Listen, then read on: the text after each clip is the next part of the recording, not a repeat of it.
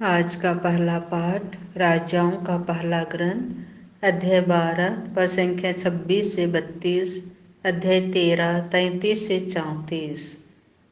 यरोआब ने अपने मन में यह कहा, मेरा राज्य फिर दाऊद के घराने के अधिकार में आ जाएगा। यदि वह प्रजा प्रभु के मंदिर में बलि चढ़ाने के लिए यरूशलेम जाती रहेगी, तो उसका हृदय उसके स्वामी यूदा के राजा रहबाम की ओर आकर्षित हो जाएगा। ये लोग मेरी हत्या करेंगे और यूदा के राजा रहबाम के पास लौटेंगे।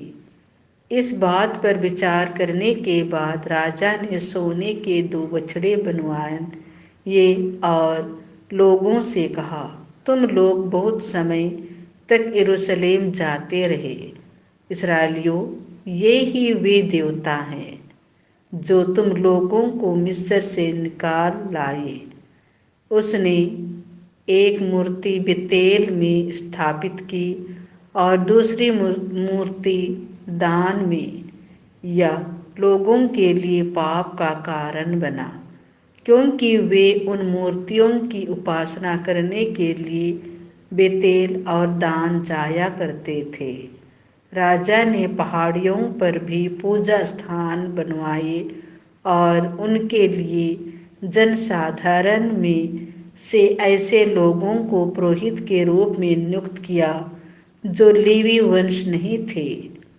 यरोबआम ने 8वें महीने के 15वें दिन एक पर्व का भी प्रवर्तन किया, जो यूदा में होने वाले पर्व के सदृश था। उस अवसर पर उसने अपने द्वारा बेतेल में स्थापित वेदी पर उन बछड़ों की बलि चढ़ाई जिन्हें उसने बनवाया था। उसने पहाड़ियों पर बनवाए पूजा स्थान के पुरोहितों को बेतेल में नियुक्त किया। फिर भी यरोबआम ने अपना पापाचरण नहीं छोड़ा। वह पहाड़ी पूजा स्थानों के लिए जनसाधारण में से पुरोहितों को नियुक्त करता जाता था। जो भी चाहता था, यरोबआम उसका किसी पहाड़ी पूजा स्थान के पुरोहित के रूप में अभिषेक करता था। यही यरोआब के घराने के लिए पाप का अवसर बना और यही कारण है कि आगे चलकर उसके राज्य का पतन हुआ और पृथ्वी पर से उसका अस्तित्व मिटा दिया गया है। यह प्रभु की वाणी है। संत मार्कुस के अनुसार पवित्र सुसमाचार अध्याय 8 पद संख्या 1 से 10। उस समय फिर एक विशाल जनसमूह एकत्र हो गया था और लोगों के पास खाने को कुछ भी नहीं था। ईसा ने अपने शिष्यों को अपने पास बुलाकर कहा, मुझे इन लोगों पर तरस आता है। ये 3 दिनों से मेरे साथ रह रहे हैं और इनके पास खाने को कुछ भी नहीं है। यदि मैं इन्हें भूखा ही घर भेजूं, तो ये रास्ते में मूर्छित हो जाएंगे। इनमें कुछ लोग दूर से आए हैं।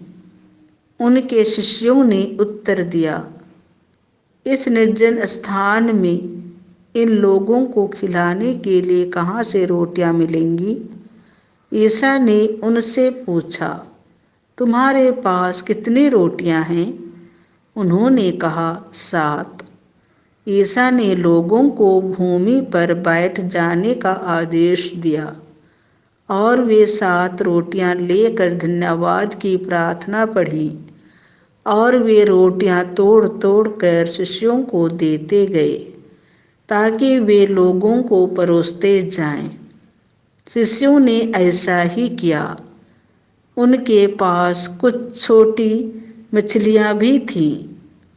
ईसा ने उन पर आशीष की प्रार्थना पढ़ी और उन्हें भी बांटने का आदेश दिया।